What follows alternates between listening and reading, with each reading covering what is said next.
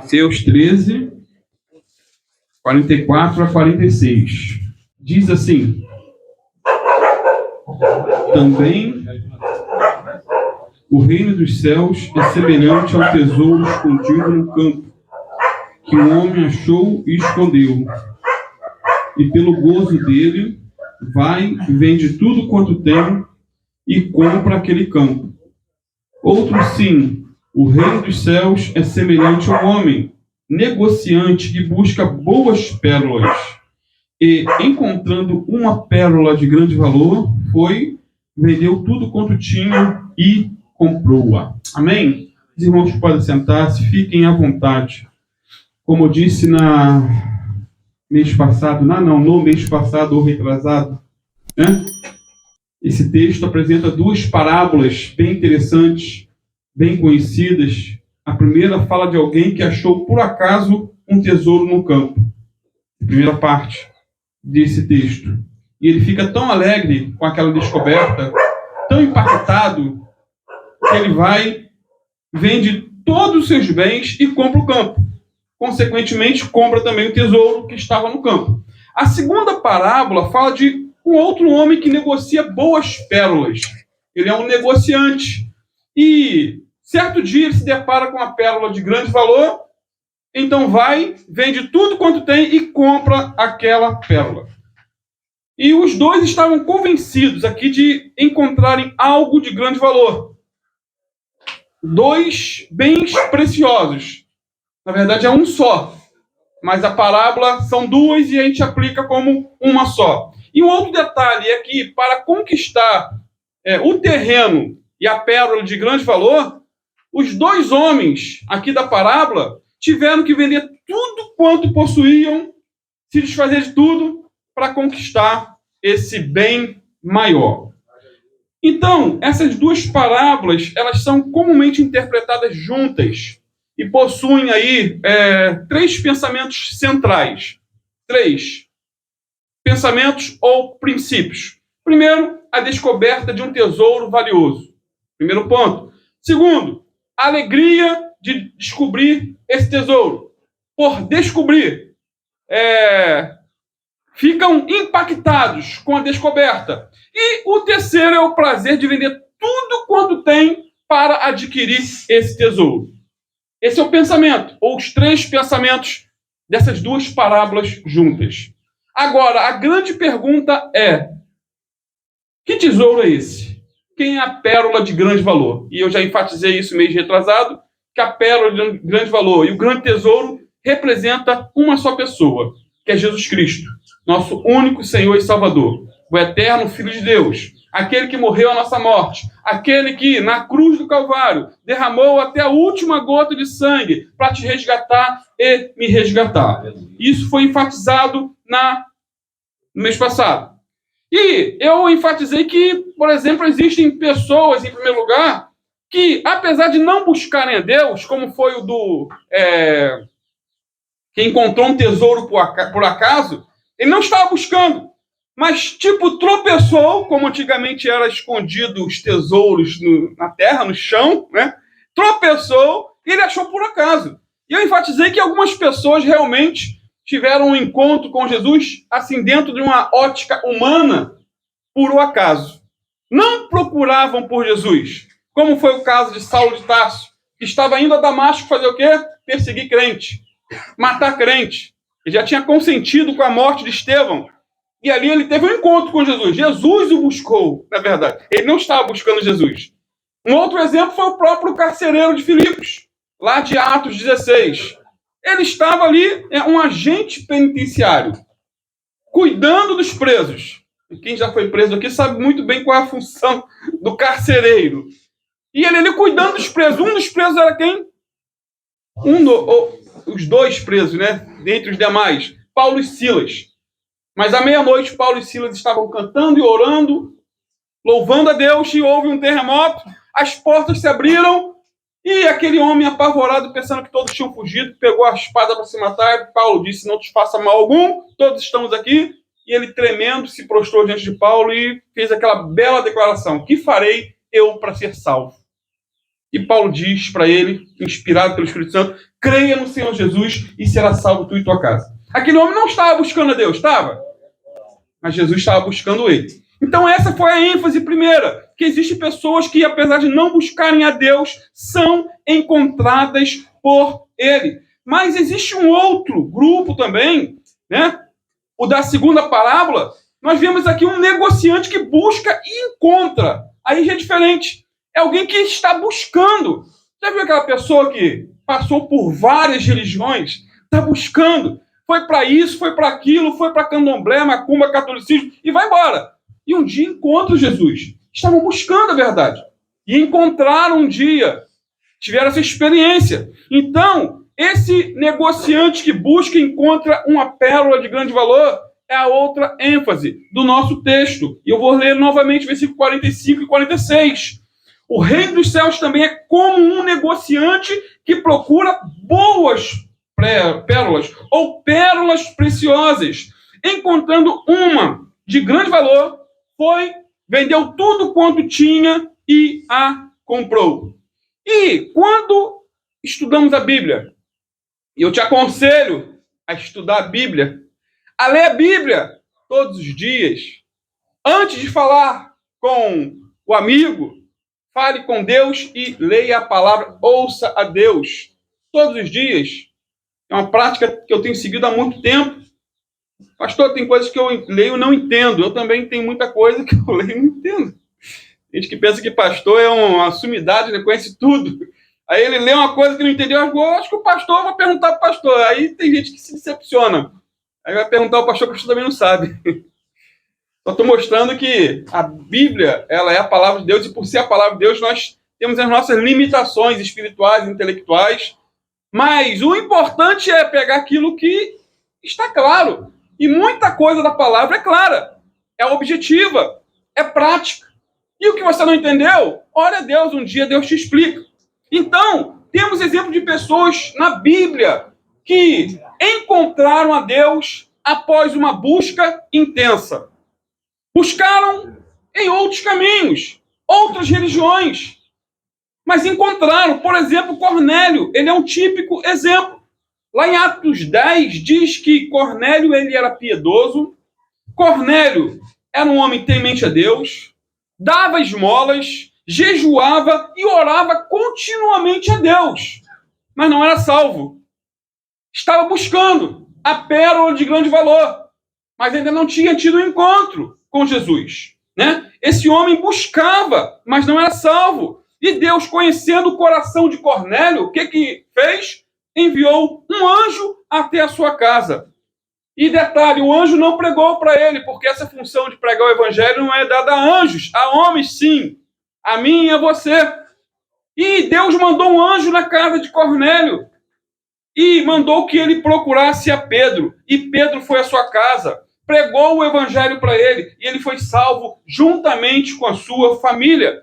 Então, Cornélio estava buscando com diligência a pérola de grande valor. E a Bíblia diz que aquele que busca, encontra. E ele encontrou. Eu não sei qual é a tua realidade aqui nessa noite. Se você tem buscado a Deus, uma experiência marcante. Se você buscar com intensidade, você vai encontrar. Aleluia. Cornélio estava buscando com diligência a pérola de grande valor. E encontrou. Jeremias 29:13 diz: buscar-me-eis e me achareis, quando me buscardes de todo o vosso coração. Buscar de coração, rasgar a alma. Zaqueu foi um outro que buscou a Jesus avidamente. Buscou, quis conhecer Jesus. Ele pagou um mico, por assim dizer, ao subir numa árvore espinhosa para ver Jesus. Por quê? Ele era rico, mas era infeliz. Zaqueu tinha dinheiro, mas não tinha paz. Tinha fama, mas ele era vazio por dentro. Mas um dia ele encontrou Jesus, ele ouviu falar de Jesus. E ele não conseguiu se aproximar de Jesus por causa da multidão. E o que ele fez? Diz a Bíblia que ele subiu numa árvore e finalmente conseguiu ver Jesus. Mas o que Zaqueu ele não sabia era que Jesus já o conhecia. Jesus já sabia até o seu nome. Como Jesus sabe o teu nome, sabe o meu nome, conhece-nos. Antes do nosso nascimento, ele já sabia, conhecia. E Jesus conhecia também a sede que Zaqueu tinha por ele. E Jesus lhe disse: Zaqueu, desce depressa, porque hoje eu vou comer em sua casa. E a Bíblia diz que Zaqueu desceu da árvore, sim, recebeu Jesus em sua casa e se converteu dos seus maus caminhos. Aleluia. Vejamos agora, queridos, o que eles fizeram para adquirir o tesouro. Tanto aquele que achou um tesouro no campo, como aquele que pesquisou uma pérola, ele era negociante. O que eles fizeram para conquistar esses valores? O que isso significa? Será que eu preciso vender a minha casa, meu carro, e tudo quanto possuo para adquirir a pérola de grande valor? Será que Jesus é uma mercadoria? Porque os dois tiveram que vender tudo para conquistar o tesouro. Será que Jesus é uma mercadoria adquirida por dinheiro? E a salvação ela é meritória? É por mérito? É pelo que eu faço? É óbvio que não. A salvação é de graça. Amém? Amém. É pela graça. Graça é favor. Graça é misericórdia. Efésios 2:8 diz que é pela graça que você é salvo, por meio da fé. Isso não vem de vós, é dom de Deus, não vem das obras para que ninguém se glorie. Então não há nada que eu faça para ser salvo, porque Jesus já fez o que tinha que fazer. Ele morreu a nossa morte. A nossa parte é nos arrepender dos nossos pecados e buscar a face do Senhor. Então a salvação é um presente adquirido pela fé em Cristo como nosso único e suficiente Senhor e Salvador. Mas há um preço quando se fala da renúncia. Esse é o ponto dessa parábola. A salvação, sim, é dom de Deus. Mas a vida com Deus exige renúncia. Há um preço a ser pago, por assim dizer. Não é de qualquer maneira. É pela graça, mas não é uma graça barata. Hoje em dia estão se pregando uma graça barata. Você pode ser crente sendo homossexual. Aqui mesmo no Rio de Janeiro existe uma facção criminosa, Complexo de Israel. O traficante bota lá toque de recolher, ou melhor, a luz da aurora, 5 da manhã, todos têm que acordar para orar. Ele é o chefe do tráfico. Não tem mudança de vida, mas é Jesus. Esse é o mundo que estamos vivendo. Mas o que essa parábola fala de negar a si mesmo. Não há como compactuar o tráfico com Jesus, a prostituição com Jesus, o roubo com Jesus. Zaqueu era ladrão, provavelmente, mas ele deixou de ser. Houve uma mudança. Se não houver transformação, é porque não houve conversão. Amém, queridos? Amém. Não estou falando aqui inventando história, não. Do Complexo de Israel, não sei quem já ouviu falar, mas ali os traficantes são evangélicos. O chefe do tráfico, esqueci o nome dele, ninguém conhece? Peixão. A mãe dele, cristã. E ele foi criado no evangelho e agora adequou o evangelho ao tráfico. Em vez de abandonar e seguir a Jesus, não, vamos, já que não pode-se com ele, junte-se a ele. É o que acontece no mundo, na área sexual. O sujeito lutou a vida toda contra a imoralidade, contra o homossexualismo. Aí ele vai, já que eu não consegui vencer, então vou ser crente gay. É impossível. Cada um faz da vida o que quer. Amém, queridos? Não tem nada a ver com a vida de ninguém. Agora, meu irmão, seja qualquer coisa, mas não seja crente com a vida totalmente desmiolada. E isso é o que está acontecendo hoje, infelizmente. Então, queridos, o cristão é o que é. E ele faz o que faz por ter a plena certeza que vale a pena o preço pago. Servir a Jesus. Ele abandona o mundo com as suas paixões, com as suas concupiscências, com seus desejos. Ele mata a cada dia o velho homem com seus desejos. Ele renuncia às amizades mundanas. É renúncia. evangelho sem renúncia não é evangelho. Leiam os evangelhos. Mateus, Marcos, Lucas e João. E você vê que a pregação de Jesus é muito mais dura do que o pouquinho que eu estou falando aqui. João Batista foi mais ainda, além. Então, como Mateus, né, o cristão desiste de tudo. E como Paulo, ele tudo considera como perda por causa de Cristo.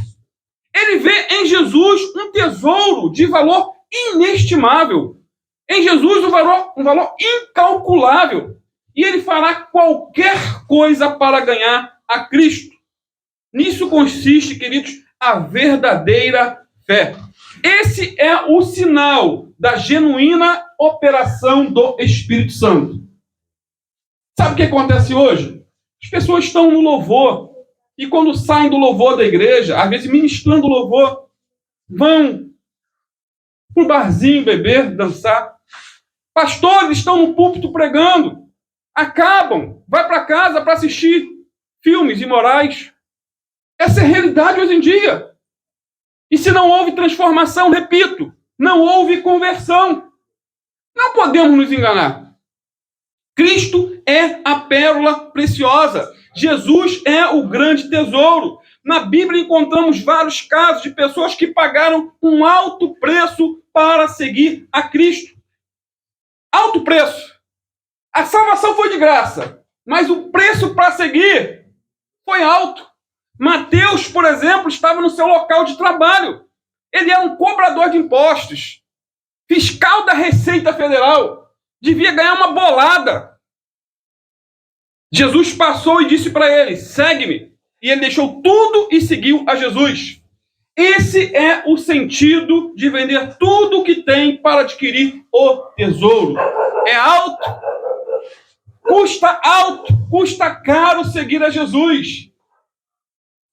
D.L. Moody, um jovem, foi para Chicago ainda jovem. Ele tinha um sonho de conquistar $10.000. Esse era o valor alto, muito alto no século XIX. Uma verdadeira fortuna, ainda é um bom dinheiro. Em pouco tempo ele conquistou $5.000 como vendedor de sapatos. Só que essa sede por dinheiro prejudicou bastante a sua vida espiritual, a sua chamada ministerial. Ele sabia que tinha um chamado para servir a Deus. Sabe o que ele fez, queridos? Ele decidiu deixar tudo para seguir a Cristo de tempo integral e pela fé. Abriu mão do seu sonho de ser um milionário, um mega empresário. E Deus não o abandonou. Muito pelo contrário, supriu cada uma das suas necessidades e fez dele o maior evangelista do século XIX, um ganhador de almas. O preço foi alto, mas valeu a pena. Para concluir a questão de preço, Carlos Studd, ele era conhecido como um homem que obedecia. Ele foi reconhecido em sua juventude como o maior desportista da Inglaterra. Se fosse nas Olimpíadas agora, atual, ele seria medalha de ouro. Era muito famoso em toda a Inglaterra. Ganhou muito dinheiro, vivia no luxo, comia o que queria, comprava o que desejava. Mas um dia, ele encontrou um grande tesouro. Um dia, ele se viu cara a cara com a pérola de grande valor. Ele conheceu a Jesus. Sabe o que ele fez, queridos? Um multimilionário. Um homem bem abastado financeiramente. Ele renunciou à riqueza e à fama. E de todo o coração foi ser missionário na China, África e Índia. Norman Gruber escreveu sua biografia. Na contracapa do livro tem 2 fotos. Eu tenho esse livrinho em casa. Na contracapa, atrás do livro, tem 2 fotos. A primeira tem uma mansão onde Carlos Studd morava. Antes de se converter. Uma mansão brilhante. Megalomaníaca. Como diz o outro, uma coisa bem grandiosa. E na segunda foto tem uma barraca feita de madeira e de plástico. E dentro dela está ali Carlos Studd, na África, lendo a sua Bíblia e fazendo traduções da Bíblia. Quando questionaram o estude sobre esse sacrifício que ele fez para seguir a Cristo, você largar tudo, largar fama, sucesso, dinheiro e, detalhe, parte da sua fortuna, ele dividiu em porcentagens para vários missionários da época. Hudson Taylor recebeu e outros missionários recebeu ajuda. D.L. Moody também recebeu ajuda por parte dele.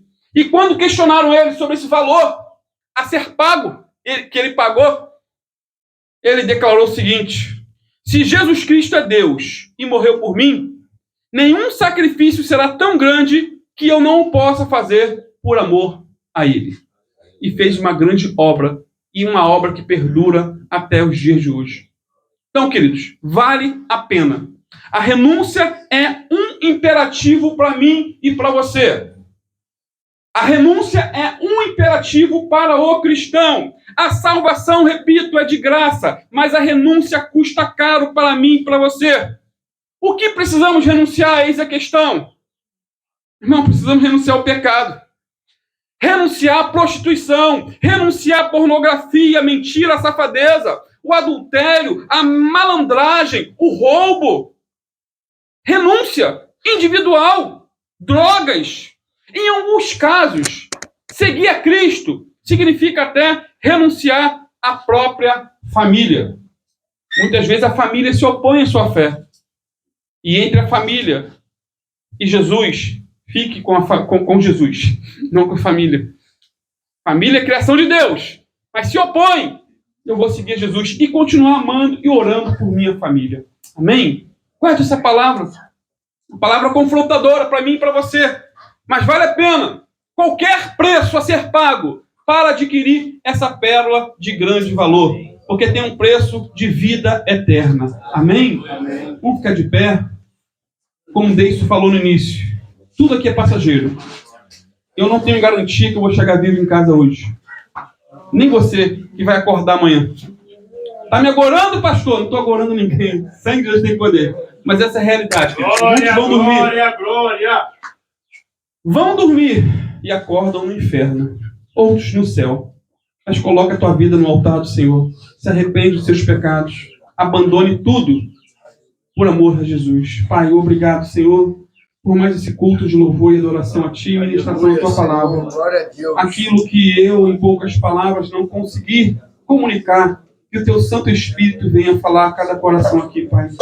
Abençoa, Pai, cada vida aqui representada. Abençoa cada família aqui representada, Pai. Os familiares. De cada um dos nossos amigos aqui, Pai. Abençoa a vida do nosso amado apóstolo Washington. Cobre ele com o sangue do Cordeiro, Pai. Continua dando sabedoria a esse homem, Pai. Em todas as demandas, nessa grande obra que ele tem feito, Pai. Em cada igreja. Toma a vida do meu amado pastor Ramon também, Senhor. Dá vitória para ele, Senhor. Dá vitória para ele. Diante das lutas que ele tem passado, mas cobre ele com o sangue de Jesus. Tua palavra diz, Senhor, que todas as coisas cooperam para o bem daqueles que te amam. E eu creio que tudo há de cooperar para a vida do teu filho. Toma a vida de cada um aqui, o Deison, as meninas que vieram de tão longe de Maricá, que o Senhor venha levá-los debaixo da tua potente mão, nos guardando de todo mal. Fica conosco, Pai. Abençoa a nossa noite de sono. Abençoa a janta, se houver ainda, dos amados aqui. Abençoa, Pai, as nossas vidas. Precisamos de Ti. Lava nosso coração com o sangue do Cordeiro. E ajuda-nos, Senhor, a renunciar o que tiver que ser renunciado para estar contigo com uma comunhão mais plena. Em nome de Jesus. Amém?